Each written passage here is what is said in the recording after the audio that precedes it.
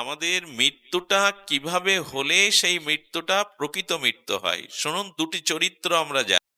আচ্ছা, ভীষ্মদেব সরসজ্জায় শায়িত, তার চরণ থেকে মস্তক পর্যন্ত তীরের ওপরে, তীরের ফলার উপরে শায়িত। এত কষ্ট পাচ্ছেন কেন উনি? একটু ধ্যান দিন। ভাগবত কথাকে নিবিড় ভাবে পর্যবেক্ষণ করতে হয়, মনন করতে হয়।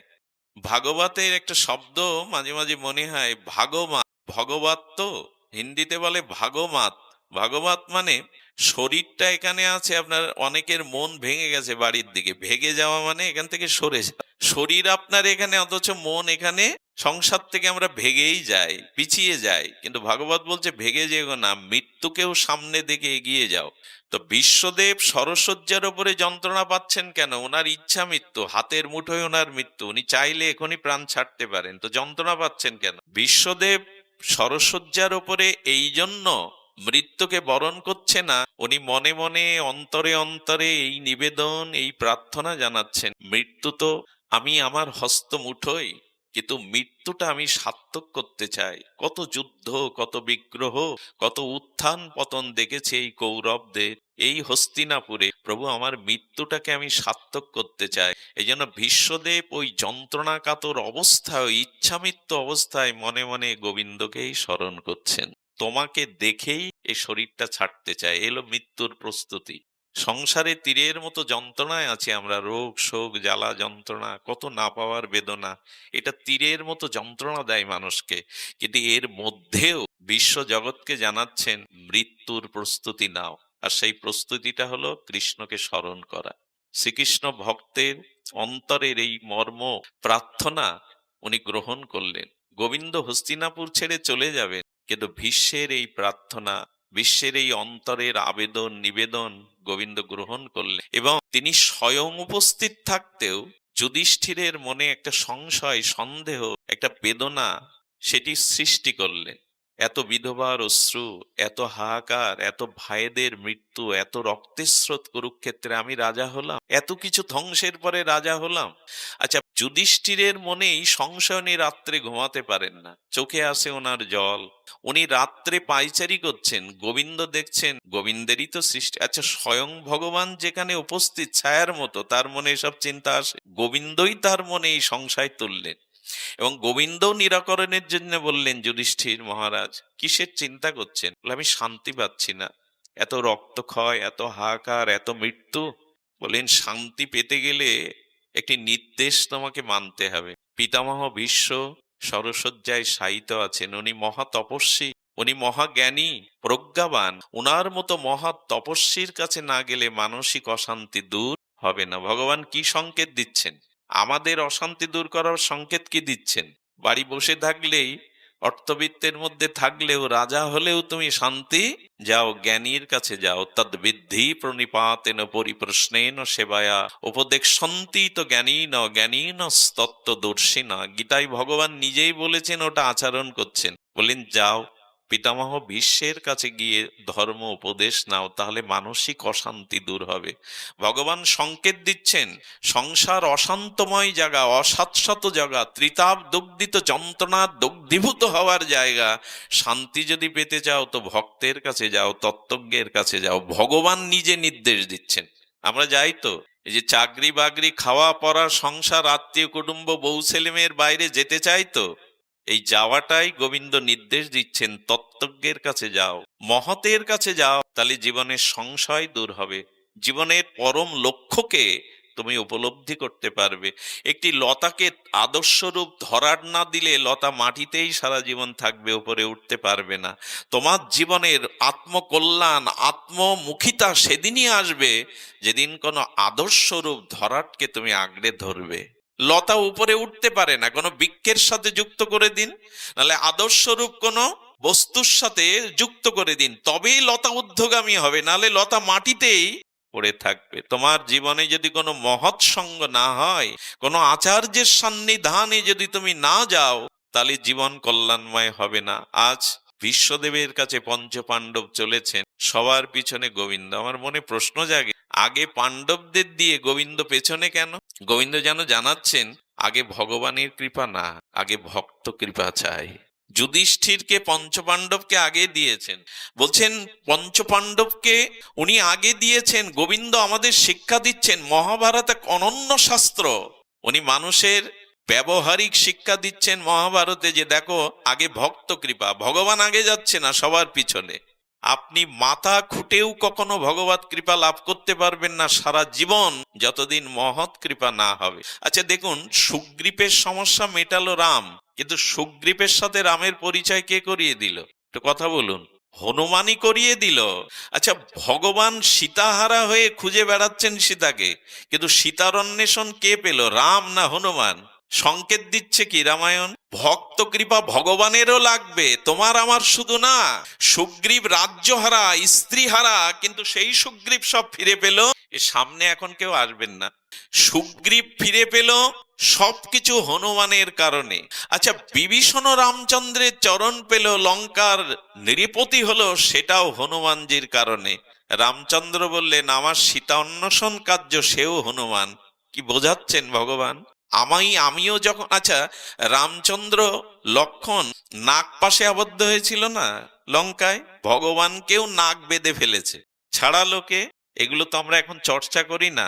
নাগপাশ থেকে মুক্ত করলো প্রথম নারদকে, ভগবান স্মরণ করলেন, নারদ গরুরকে পাঠালেন। আমার প্রশ্ন জাগে, তুমি অনন্ত জীবের মায়ার বন্ধনে আবদ্ধ করে রেখেছ, তোমার বন্ধন খুলতে তুমি ভক্তকে ডাকছো?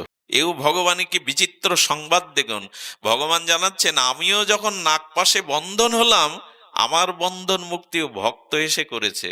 ভগবান সংকেত দিচ্ছেন মহতের কৃপা ছাড়া, সাধু বৈষ্ণবের কৃপা ছাড়া আমিও মুক্তি পাইনি, আমারও বন্ধন মুক্ত হয়নি। ভক্ত কৃপা চাই, শ্রী গুরু কৃপা চাই, মহৎ কৃপা চাই, না হলে আমাদের জীবনের কোনো লক্ষ্যই স্থির হবে না। বিশ্বের সম্মুখে পঞ্চপাণ্ডব গিয়ে প্রণাম করছেন। কি বলবো আপনাদের, শ্রী গোবিন্দ ও পিতামহ বিশ্বের চরণে প্রণাম করলেন। জগৎগুরু জগৎ আচার্য ভক্তকে প্রণাম করছেন পায়ে হাত দিয়ে। বিশ্বের চোখ দিয়ে বিন্দু বিন্দু অশ্রু খরিত হচ্ছে, বলছেন প্রভু আমার হস্তপদ সমস্ত শরীর তীরে বিদ্ধ, আমি যে তোমায় চরণ অভিষেক করব, প্রণত করব, সে সামর্থ্য আমার শরীরের নাই। তবে শুধু কি শরীর দিয়ে প্রণাম হয়? আমি মানসে তোমার চরণ অভিষেক করে প্রণাম করলাম, মানসে তোমায় প্রণাম করলাম। এই বিশ্বদেবের সাথে, পিতামহের সাথে, এই মহা তপস্বী মহাজ্ঞানীর সাথে যুধিষ্ঠিরের ধর্ম চর্চার বিবরণ মহাভারতে আছে, একটু চোখ বুলিয়ে নেবেন। তো এখানে যুধিষ্ঠিরের সংশয় দূর করে গোবিন্দের কাছে প্রার্থনা করছেন। ভাগবত মৃত্যু শেখাচ্ছে, এই দেখুন মৃত্যু কিরূপে হওয়া উচিত। গোবিন্দের কাছে প্রার্থনা করছেন বিশ্বদেব চোখের জলে, আমি একটি জিনিস তোমাকে সমর্পণ করব বলে হৃদয়ে বহুদিন ধরে তাকে সযতনে লালন পালন করে রেখেছি। জানো প্রভু, আমার একটি কন্যা আছে। বিশ্বদেব অকৃতদার, বিবাহ করেননি, কিন্তু বলছেন আমার একটি কন্যা আছে, সেই কন্যাটিকে আমি আপনার হাতে সমর্পণ করে যেতে চাই। এটাই আমার একটি চাওয়া তোমার কাছে, একটি প্রার্থনা। গোবিন্দ স্মিত হাসলেন, বললেন দাও ভীষ্ম, তোমার কন্যাকে আমার হাতে সম্প্রদান করো। ভীষ্ম এখানে কন্যা বলতে তার মতিকে, বুদ্ধিকে বোঝাতে চেয়েছে। দেখুন, আমাদের বুদ্ধিটা ভগবানে দিতে হবে, এটাই হলো সকল মঙ্গলের প্রস্তুতি। মন এবং বুদ্ধি আমরা সংসারকে দিয়েছি, আমাদের সংসারিক আসক্তিতে দিয়েছি, অর্থ বিত্ত দেহ গেহ মমতা সংসারকে, কিন্তু ভীষ্ম শেখালেন মতিরূপ কন্যাকে, বুদ্ধিরূপ কন্যাকে ভগবানকে দাও, এটাই সব থেকে বড় শ্রেষ্ঠ সমর্পণ। আপনি শরীর দিয়েছেন, ফুল বাতাসা দিয়েছেন, মালা চন্দন দিয়েছেন, মনটাকে ভগবানকে দেননি, বুদ্ধিটাকে দেননি, কিছুই দেয়া হয়নি। ওই 100 টাকার বাতাসা, দুটো ফুলমালা চন্দন ভগবানকে দিয়ে কি করবেন? ঐশ্বর্যপতি মাধুর্যময় ভগবান এগুলি চায়? ভগবান চাইছেন তোমার মন ও বুদ্ধিটা তুমি আমায় দাও। বিশ্ব জগৎকে দেখাচ্ছেন এটাই হলো মুক্তির, এইটা হলো কল্যাণের একমাত্র উপায়। বুদ্ধিকে ভগবানের চরণে কন্যার মতো সম্প্রদান করে দাও। আমরা ওটা দিতে পারিনি। আমাদের বুদ্ধি সংসারের দিকে, আমাদের বুদ্ধি প্রবৃত্তির দিকে, মান সম্মান যশ খ্যাতি পূজা প্রতিষ্ঠার দিকে। ভগবানকে তো দেইনি। বুদ্ধি দেওয়ার পরে বিশ্বদেবকে গোবিন্দ বলছেন তুমি কিছু চাও বিশ্ব। হে প্রভু, তুমি যদি কিছু দিতে চাও তবে এই প্রার্থনা পূর্ণ করো। আমি যতক্ষণ এই ধরাতে আছি ততক্ষণ তোমাকে সম্মুখে দেখতে দেখতেই যেন আমি এ শরীর ত্যাগ করতে পারি। এলো মৃত্যুর প্রস্তুতি। বিশ্ব কাউকে দেখতে চাচ্ছেন না। আমার অন্ত সময়ে, আমার অন্তিম সময়ে, বিশ্রাম সময়ে যেন নয়ন সমকে তোমার এই প্রেমময় বদন, তোমার আতুল আতুল চরণকে আমি দর্শন করতে করতে যেতে পারি। গোবিন্দ তথাস্তু বললেন। যুধিষ্ঠির মহারাজ কানে কানে কৃষ্ণকে বললেন, ভীষ্মদেবের ইচ্ছা মৃত্যু, উনি যদি আরো এক কল্পকাল বেঁচে থাকতে চান, বেঁচে থাকবেন। তো এক কল্পকাল কি আপনি দাঁড়িয়ে থাকবেন? উনি যে বর দিলেন আপনি। গোবিন্দ তখন একটি মর্মান্তিক কথা বলেছিলেন, মর্মস্পর্শী কথা। জানো যুধিষ্ঠির, এ বিশ্ব ব্রহ্মাণ্ডে এই জরা মৃত্যুময় সংসারে যে একবার আমার চরণ পায়, সে আর বেশি দিন সংসারে থাকতে চায় না, আমার কাছে ফিরে আসতে চায়। বিশ্ব বেশিক্ষণ থাকবে না। যে আমাকে দর্শন পায়, আমার চরণ পায়, সে আর এই মরজগতে অনিত্য সংসারে থাকতে চায় না। বিশ্বদেব অচিরেই দেহ ত্যাগ করবেন। শুধু প্রতীক্ষা ছিল উত্তরায়ণের জন্য না। আমরা বলি দক্ষিণায়ন, ভক্তের কোনো উত্তরায়ণ দক্ষিণায়ন লাগে না। ভক্ত রাতে মরল কি দিনে মরল, তীর্থে মরল কি সংসারে মরল, ভক্তের মৃত্যুটা এরকম বিচার করতে নেই। এই পক্ষে মরেছে, এই রাত্রে মরেছে, অমুক জায়গায় মরেছে, ভক্তের মৃত্যুর এরকম বিচার নেই। ভক্ত যেখানে যে অবস্থায় মরুক, মৃত্যুটা সার্থক তখনই হয় যখনই ভগবানকে স্মরণ করতে করতে, ভগবানের দিব্য মাধুর্য মূরতি দর্শন করতে করতে কেউ দেহ ত্যাগ করে। গোবিন্দ দাঁড়িয়ে থাকলে, ভীষ্ম গোবিন্দকে দর্শন করতে করতে শেষে একটা স্তুতি করে গেলেন। স্তুতিটা খুব মনে রাখার। গোবিন্দ সারাটি জীবন যুদ্ধ করতে করতে, কর্তব্য করতে করতে গেল। আমি যাওয়ার সময় তোমাকে দর্শন করে যাচ্ছি, কিন্তু একটা প্রার্থনা নিবেদন জানিয়ে রাখি। কোনো কালে, কোনো সময়ে গোপীরা যেমন তোমায় অনুরাগ প্রীতি ব্রজের পথে তোমাকে চেয়েছিল, আমিও যেন ব্রজের পথে যেতে পারি তোমায় ভজন করতে। এই প্রার্থনাটাকে স্তুতিতে করে গেছেন বিশ্ব। সারা জীবন, সারা জীবন যুদ্ধ বিগ্রহ কর্তব্য কেটেছে, কিন্তু শেষে কি চাইলেন? ব্রজের পথে যেন যেতে পারি, একান্ত অনুরাগে তোমায় যেন ভালোবাসতে পারি। পাণ্ডবদের উদ্দেশ্যে একটা কথা বলেছিলেন, যেটা আমাদের খুব জানা প্রয়োজন। পাণ্ডবদের দিক তাকিয়ে ভীষ্ম বলেছিলেন, যার নাম নিলে বিপদ দূর হয়, যার নাম নিলে সমস্ত অমঙ্গল দূরীভূত হয়, সেই গোবিন্দ তোমাদের সাথে ছায়ার মতো থেকেছে, অথচ তোমাদের দুঃখের শেষ নেই। আমি বুঝতে পারলাম না ভগবানের লীলা। ভীষ্ম বললেন, যার নাম নিলে দুঃখ আপদ দূর হয়, সেই কৃষ্ণ ছায়ার মতো তোমাদের সাথে পাণ্ডবগণ, কিন্তু তোমাদের দুঃখের শেষ নেই। ভগবানের লীলা বুঝতে পারলাম না। বুঝতে পেরেছিলেন কুন্তী, যদি দুঃখ দিয়ে, কষ্ট দিয়ে, অপমান দিয়ে তোমার চরণ আঁকড়ে ধরতে পারি, তবে সেই বিপদটাই আমার কাছে সম্পদ। এরকম চাইতে পারি তো আমরা? প্রভু দুঃখ দাও, বিপদ দাও, অপমান দাও, বনবাস দাও, ভিক্ষা করে খাবো, তবু তোমার চরণ যেন না বলি। তোমার স্মরণটাই হলো সম্পদ, তোমাকে ভুলে যাওয়াটাই হলো বিপদ। পাণ্ডবদের দিয়ে গোবিন্দ দেখালেন, বনবাসে থাকো, ভিক্ষা করো, দুঃখে থাকো, আমাকে ভুলে যেও না, আমার চরণ থেকে দূরে সরে যেও না। পাণ্ডবরা তাই করেছিল। কোনো ভক্তের দিকে আঙুল তুলে বলবেন না, এত ভগবান ডাকো তো তোমার স্ত্রী মরে কেন, তোমার এই বিপদ হয় কেন, কোনোদিন এ জাতীয় কথা কোনো ভক্তকে বলবেন না। পাণ্ডবদের কি বলবেন? দ্রৌপদীর বস্ত্রহরণ, 12টা বছর বনবাস, এসব কি বলবেন? দুঃখটা দুঃখ নয় যদি দুঃখের মধ্যে ভগবানের স্মৃতি হৃদয়ে থাকে। সেই দুঃখটা বারবার চাইতে হবে।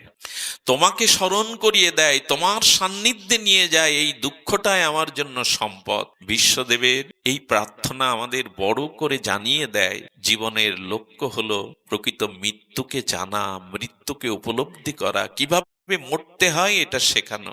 শুধু ভক্তগণ, আর একজন জগতে এসেছিলেন বিশ্বের মতো, তিনি নামাচার্য হরিদাস ঠাকুর। তিনিও জগৎকে জানিয়েছিলেন প্রকৃত মৃত্যু কাকে বলে, প্রকৃত মরণ কিরূপ। আপনারা জানেন, তিনি যখন এসেছিলেন তখন হরিদাস ঠাকুর আমাদের এই অবিভক্ত বাংলায়, আজ যেটা বঙ্গদেশ বাংলাদেশ, এই ক্যাড়াগাছিতে তখন বুড়ন গ্রাম নামে খ্যাত। ঠাকুর হরিদাসের বিচিত্র চরিত্র সম্পর্কে এইটুকু শুধু সারাৎসার বলতে হয় যে তিনি এসেছিলেন ব্রহ্মার অবতার, তিনি ব্রহ্ম হরিদাস। ব্রহ্ম হয়েও তিনি এ যুগে কোনো যজ্ঞ করলেন না, তীর্থ পর্যটন করলেন না, বেদ পাঠ করলেন না, তিনি শাস্ত্র নিয়ে খুব বেশি যে পর্যালোচনা করেছেন তাও না। হরিদাস ঠাকুরের জীবনের একমাত্র লক্ষ্য ছিল ভগবানের নাম গ্রহণ করা। একটা কথা বলি, বর্তমান যুগে মানুষের একটি ধারণা হলো যাদের বুদ্ধি অল্প, যারা গ্রাম্য স্বভাবের, যাদের বৈদিক জ্ঞান নেই, যাদের ভিতরে শাস্ত্রের খুব গূঢ় রহস্য ভেদ করতে পারে না, এই সাধারণ অজ্ঞ মানুষগুলো খোল করতাল ঢাকঢোল পিজিয়ে হরি নাম করে। আর যারা খুব বেদজ্ঞ, যারা খুব ব্রহ্মজ্ঞানী, এরা ব্রহ্ম নির্বিশেষবাদীর উপাসনা করে, নিরাকার ব্রহ্মের উপাসনা করে। এটি ভুল প্রমাণ করার জন্য মহাপ্রভু ৩৫ বছর আগে, মহাপ্রভুর আসার ৩৫ বছর আগে ব্রহ্মাকে হরিদাস রূপে এনে দেখালেন, ব্রহ্মার থেকে জ্ঞানী এ জগতে কেউ নেই, তিনি বেদ বক্তা, তিনি আদি গুরু। তো সেই ব্রহ্মা হরিদাস ঠাকুর হয়ে এসে এই কলিতে অন্য কোনো তপস্যা না করে একমাত্র নিষ্ঠার সহিত হরিনাম করে গেলেন। তো ব্রহ্মা যদি কলিতে হরিনামকে আশ্রয় করে, সাধারণ মানুষ তখন একথা বলতে সাহস পাবে না যে এটা অজ্ঞ অধম সরলদেই শুধু হরিনাম করা, বেদ পাঠ, হোম যজ্ঞ, যাগ যজ্ঞ এগুলো জ্ঞানীদের। এই প্রথা ভুল বোঝাবার জন্য অনেক মানুষ জগতে আছে, হরিনাম করে যাদের বুদ্ধি অল্প, শাস্ত্র জ্ঞান নেই। কিন্তু না, ব্রহ্মা এসে দেখালেন এই বিশেষ কলিযুগে হরি নামের থেকে বড় কোনো সাধনা জগতে নেই, তা না হলে আমি অন্য সাধনা করতাম। ব্রহ্মা জানালো হরিদাস হয়েছে, হরি নামের থেকে বড় তপস্যা সাধনা নেই। এই জন্য মহাপ্রভু হরিদাসকে বলছেন, কি বলছেন? প্রভু কহে তোমা স্পর্শী পবিত্র হইতে। হরিদাসকে যখন প্রভু আলিঙ্গন করতে যেতেন, স্বভাবত দন্যে নিজেকে পামর অধম মনে করে হরিদাস পিছিয়ে যেতেন, প্রভুকে কখনো আলিঙ্গন করতে দেননি। প্রভু হাত জোড় করে বললেন, তোমায় স্পর্শীময়ী পবিত্র হইতে, তোমার পবিত্র গুণ নাহিত আমাতে। ক্ষণে ক্ষণে করো তুমি সারা তীর্থে স্নান, ক্ষণে ক্ষণে করো তুমি যজ্ঞ তপদান, সারাক্ষণ করো তুমি চারিবেদ অধ্যয়ন, দ্বিজ ন্যাসী হইতে তুমি পরম পাবন। হরিদাসকে মহাপ্রভু বললেন, যারা নিত্য নিরন্তর ভগবানের নামকে অবিচ্ছিন্ন তৈল ধারার ন্যায় স্মরণ করে, তারাই বেদজ্ঞ, তারাই প্রকৃত ব্রাহ্মণ, তারাই দ্বিজ, তারা সর্বতীর্থে সর্বদা স্নান করে, তারাই পরম পবিত্র, যারা দিব্য হরিনামকেই সারাক্ষণ আস্বাদন করে। এই জন্য ভগবানের নামটা নেওয়ার কথা বলেছেন হরিদাস। আর তার মধ্যে ছিল প্রহ্লাদের আবেশ। ভাগবত আচার্যগণ বললেন হরিদাসের মধ্যে ছিল ব্রহ্ম হরিদাস। কেন জানেন? নৃসিংহদেব প্রহ্লাদকে বর দিতে চেয়েছিলেন, প্রহ্লাদ বর প্রার্থনা মাগো। প্রহ্লাদ বলেছিল, দেবে প্রভু। হে নৃসিংহদেব, ভক্তবৎসল, ভক্ত বিঘ্ন নাশকারী, তুমি কথা দাও আমার মাথা ছুঁয়ে আমি যা চাইবো দেব। নৃসিংহদেব বলছেন, তোমার জন্যই আমি অবতার হলাম, তোমাকে অদেয় কিছু আছে চাও। আশ্চর্য চাওয়া, কি চাওয়া জানে? প্রভু, অনন্ত কোটি জীব এই জন্ম মৃত্যু জরা ব্যাধিতে পাপ অপরাধে ভোগ করছে, তুমি তাদের পাপগুলি সব আমায় দাও, আর আমার যেটুকু ভজন স্বীকৃতি ওদের দিয়ে ওদের উদ্ধার করো প্রভু। দাও না, এইটুকু দাও। দেখুন বলছেন, আমার কোনো স্বীকৃতি থাকলে সেটা ওদের দাও, যারা জন্ম মৃত্যু চক্রে পরিভ্রমণ করছে, তাদের পাপটা, তাদের কর্মফলটা আমায় দিয়ে, আমার স্বীকৃতি তাদের দিয়ে তুমি তাদের উদ্ধার করো। এই জন্য হরিদাসের মধ্যে এত দন্য, হরিদাসের মধ্যে এত দন্য। তো সেই সময়টা আমরা এগিয়ে আসি, মৃত্যুর প্রস্তুতি ভাগবত শিখিয়েছে।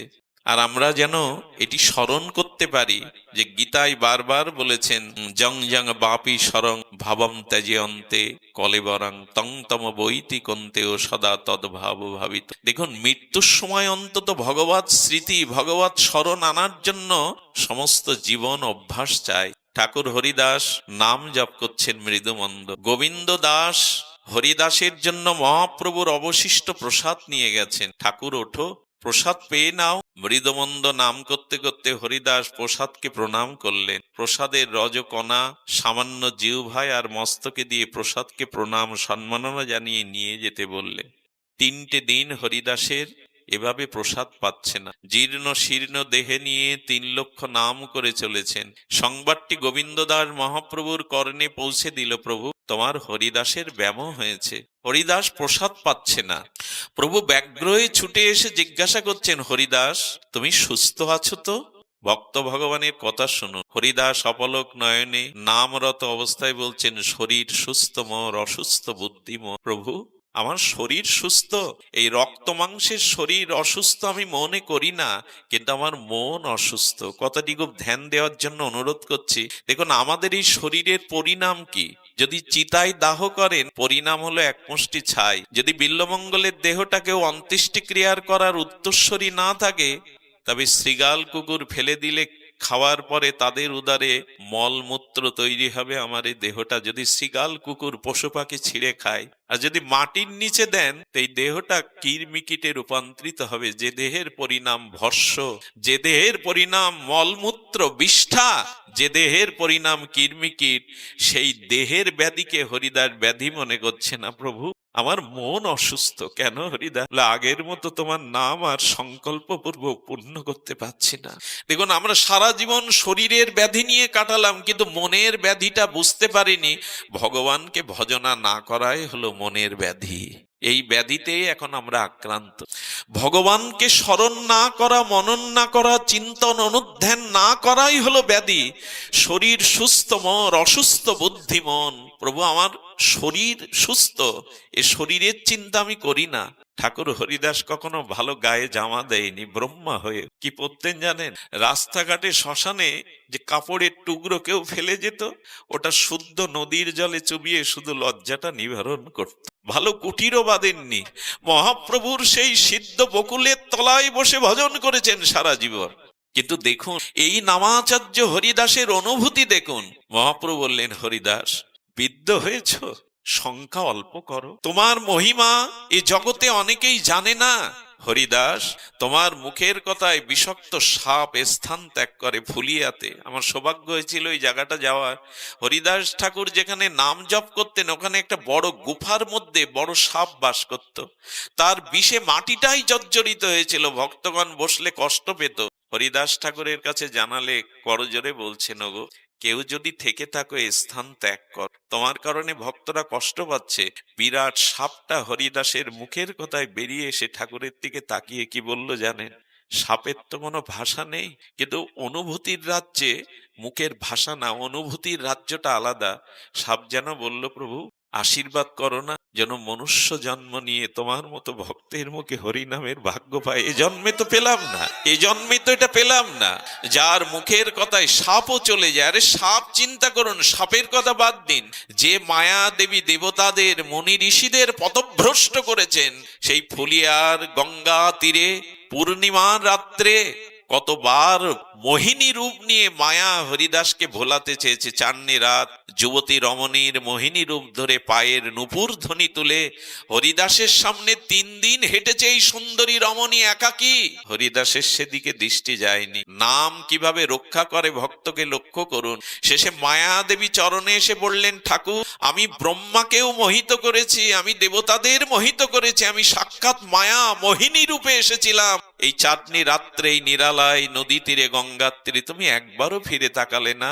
ঠাকুর, আজ মনে হয়েছে তোমার চরণ আশ্রয় নেও আমারও গতি নাও। ঠাকুর, আমাকে মন্ত্র দাও, হরিনাম দাও। মায়াও পরভূত হয়ে যায়। হরিদাস, তোমার আর নামে আগ্রহ কেন? তুমি সংখ্যা অল্প করো। মহাপ্রভুর দিকে তাকিয়ে ঠাকুর হরিদাস বললেন, প্রভু, যেদিন 22 বাজারে ওরা আমাকে মারছিল, আমাকে কাজী বলেছিল নাম ছেড়ে দে, তোর মৃত্যুদণ্ড আমি দেব না। কিন্তু সেদিনও প্রভু আমি বলেছিলাম, আমার দেহ যদি খণ্ড খণ্ডও করো, তবু আমি নাম ছাড়বো না। আমাকে 22 বাজারে ওরা মেরেছিল, আমি সেদিনও হাসি মুখে হরে কৃষ্ণ কৃষ্ণ কৃষ্ণ হরে হরে, আমি নাম ছাড়িনি। হাসি মুখে আমি আঘাতকে সহ্য করেছি। প্রভু, তুমি বলছো নাম অল্প করতে। প্রভু, এই বুদ্ধি যেন কোনোদিন না আসে। যতদিন এই দেহে প্রাণ থাকে যেন তোমার নাম ঠিকবে। আচ্ছা, তুমি প্রসাদ পাচ্ছ না কেন? এ কথা কি আমার মুখে মানায় গো? হরিদাস বললেন, প্রভু, তবে শোনো, প্রসাদ পেতে যে সময়টা ব্যয় হবে, ওই সময়টুকু ব্যয় করলে আমার সংখ্যা নাম পূর্ণ হবে না। ঠাকুর বললেন, এই দেহের খাদ্য তো সারা জীবন জন্ম জন্ম দিয়ে গেলাম, আত্মার খাদ্য তো দেয়া হয়। এই যে আপনারা এখন আত্মার খাদ্য দিচ্ছেন, হরি কথা হরি না। দেহের যেমন একটা খাদ্য দরকার, তুষ্টি পুষ্টি ক্ষুধা নিবৃত্তি দরকার, আত্মারও খাদ্য দরকার। ওটাই ভুলে গেছি আমরা। আত্মার তৃষ্ণা আছে, আত্মারও খাদ্য আছে, এটা ভগবদ ভজন, হরিনাম, হরি কথাই হলো আত্মার খাদ্য। হরিদাস বললেন, দেহের খাদ্য অনন্ত জন্ম দিয়ে গেছি, কিন্তু প্রভু আত্মার খাদ্য এই হরিনাম আমি ত্যাগ করতে পারবো না। যতদিন দেহে প্রাণ থাকে আমি প্রসাদ না পেলেও বাঁচবো, কিন্তু নাম না নিলে বাঁচবো না। এটা হলো আমাদের ভাষা, এটা আমাদের ভাষা নয়। দেখুন, প্রসাদ পাচ্ছে না যাতে হরিনাম সংখ্যা পূর্ণের সময়টা ব্যয় না হয়। ভগবানকে পাওয়া খুব সহজ, সহজ বটে যদি এরকম অনুরাগ থাকে। হরিদাসের দিকে মহাপ্রভু তাকিয়েছেন, চার চোখ একত্রিত হয়ে গেছে। অন্তর্যামী মহাপ্রভু বললেন, কিছু বলবে হরিদাস? তোমার নয়ন মন বলছে তুমি কিছু বলতে চাও। স্বভাবত ধন্য হরিদাস হাত জোড় করে বললেন, যদি অভয় দাও, অনেক দিনের একটা ইচ্ছা মনে পোষণ করে রেখেছে, এতদিন বলনি কেন? বলো, প্রভু তোমার কাছে কিছু চাইবার জন্য তো যোগ্যতা লাগে, সে যোগ্যতা তো আমার নাই। তোমার কাছে চাইতেও তো একটা যোগ্যতা লাগে, ও যোগ্যতা আমার নাই। তবে যদি অভয় দাও, বহুদিন ধরে একটা বাঞ্ছা আমার হৃদয়ে, একটা ইচ্ছা আমার হৃদয়ে আছে, যদি অভয় দাও। নিবেদন কিভাবে ভগবানের সাথে কথা বলতে হয় ব্রহ্ম হরিদাস শেখাচ্ছেন। চাওয়ার যোগ্যতা আমার নাই, তবে তুমি যদি বলো, তবে অভয় দাও, একটা জিনিস চাইতে পারি। জয় রাধে। তো লক্ষ্য করুন, সেখানে বলছেন যে প্রভু বহুদিন এক বাঞ্ছা চিত্তে লয়। বলছেন হরিদাস, তুমি ভূমিকা করো না, বলো। দেখুন, এই মৃত্যুর প্রস্তুতি দিয়ে শুরু করেছিলাম, সেই মৃত্যুর প্রস্তুতি মহাভাগবত হরিদাস শেখাচ্ছেন। বললেন, প্রভু আমার বহুদিন ধরে একটা ইচ্ছা হলো, আমি তোমার আগে জগৎ থেকে চলে যেতে চাই। আচ্ছা, এরকম চাওয়া শুনেছেন ভগবানের কাছে? মহাপ্রভু তখন চোখে জল ভরা বলছেন, প্রভু তোমার অপ্রকট লীলা আমি দেখতে চাই না। প্রভু আমার মনে হয় তুমি বেশি দিন এ জগতে আর প্রকট লীলায় থাকবে না। মহাপ্রভু মনে মনে বললেন, আমি যে চলে যাব, হরিদাস আমার মনের কথা জানলো কি করে? আমার মনের কথা হরিদাস জানলো কি করে? আচ্ছা, ভগবানের ইচ্ছা আর ভক্তের ইচ্ছা যদি একত্রিত হয়, কার ইচ্ছা জয়ী হয়, পূর্ণ হয় কার ইচ্ছা? কেন হবে? ভগবান সর্বশক্তিমান তো। এ বাবা কমিয়ে দাও না, আবার ভলিউম বাড়াচ্ছ কেন? বললেন, ঠিক আছে, যে কার ইচ্ছা জয়ী হয়? মহাপ্রভু চেয়েছিলেন, আবার ঘুরিয়ে দিল, এই বক্সটা অফ হয়ে গেছে, আবার এই করে দাও। এরা তো বোঝেও না। জয় রাধে।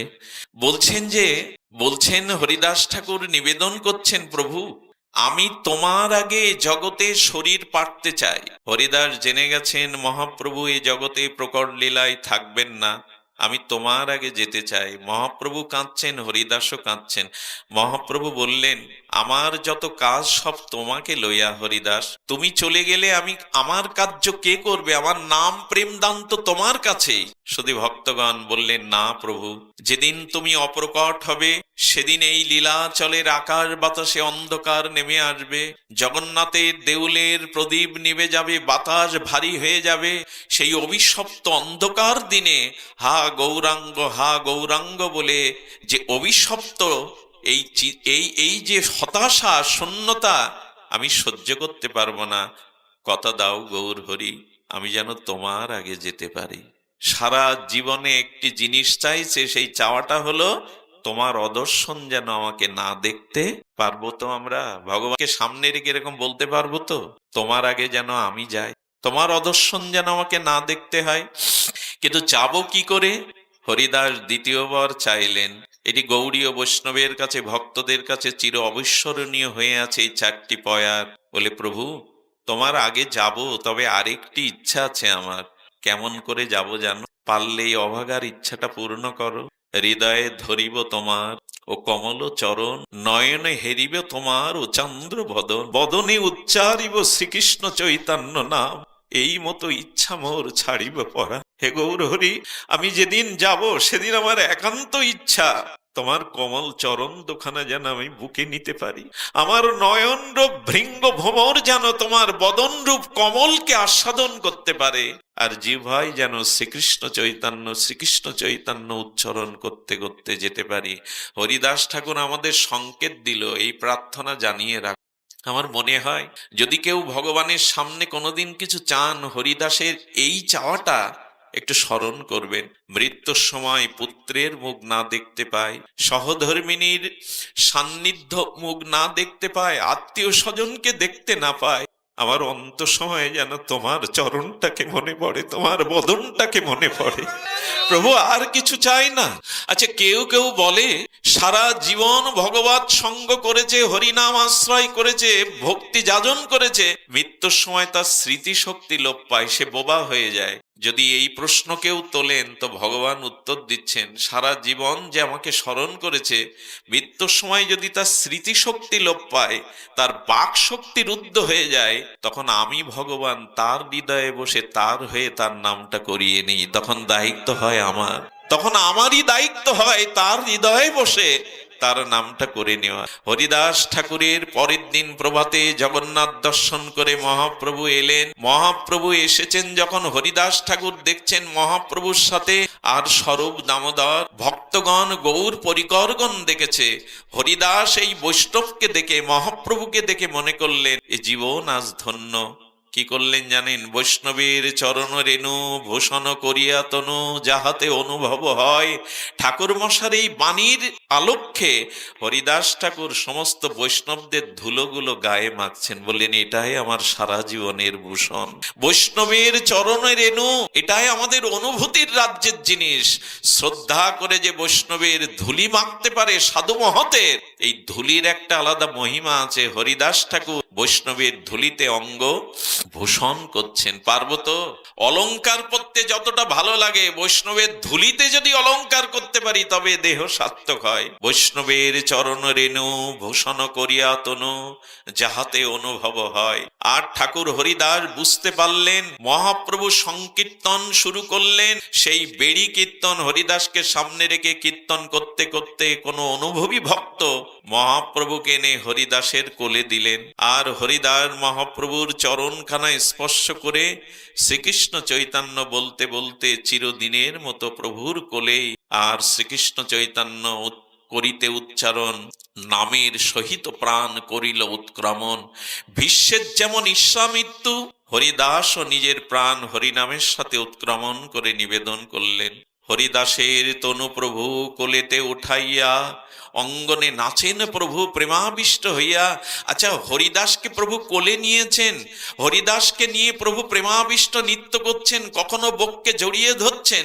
আমার মনে হয় কি জানেন, এত ব্যাকুল হয়ে হরিদাসকে কোলে নিয়েছেন কেন? আমরা তো লাশ ছুলে স্নান করি, মরা মনে করি, আর হরিদাসকে বুকে নিয়ে প্রেমাবিষ্ট হয়ে নৃত্য করছেন। হরিদাসের চরণ দোকানা প্রভুর গায়ে লাগছে, চরণ ধুলি গায়ে লাগছে। আর প্রভু চোখের জলে একটা নিবেদন করেছিলেন, হরিদাস আজকে বাধা দেবে না, আজকে বাধা দেবে না। তুমি সারাটা জীবন তোমাকে জড়িয়ে ধরতে গেছি, তুমি দৈন্যবশত ইচ্ছা পূরণ করনি। আজ আমার ইচ্ছা পূরণের দিন হরিদাস, আজ আর আমাকে বাধা দিতে পারবে না। এই দেখো আমি তোমাকে বুকে জড়িয়ে ধরেছি। ভক্ত ভগবানের কাছে কত প্রিয়, তাকে জড়িয়ে ধরেছেন। ভক্তের চরণ লাগছেন মহাপ্রভুর গায়ে, ধুলিও লাগছে। এই হলো ভক্তাধীন ভগবান। স্বরূপ দামোদর মহাপ্রভুর কাছ থেকে হরিদাসকে নিলেন। সে বিদায়ের কথা বলবার ভাষা আমার নাই। সিদ্ধ বকুল, কিছু বকুল ফুল, আর বকুল বৃক্ষটা সিদ্ধ বকুল কাঁদছে, ঝরঝর করে জল পড়ে বলছে, ঠাকুর আর তো কেউ আমাকে নাম শোনাবে না, আর তো তোমার মতো কেউ হরি নাম শোনাবে না। মহাপ্রভু পুরীর সমুদ্র স্বর্গদ্বারে আনলেন।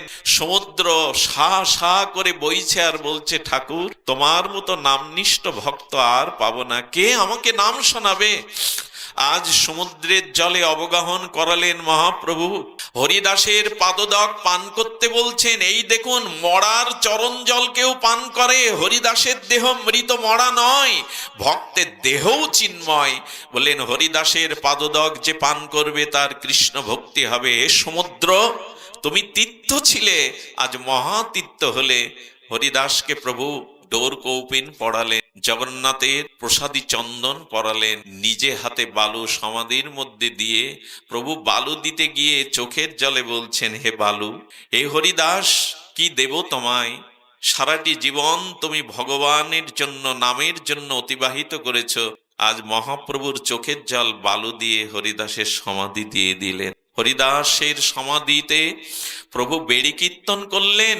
জীবনে যে কথা কেউ কল্পনাও করতে পারেনি, স্বয়ং ভগবান ভক্তের জন্য আঁচল পেতে পাশরীদের কাছে ভিক্ষা চাইছেন, দাও না।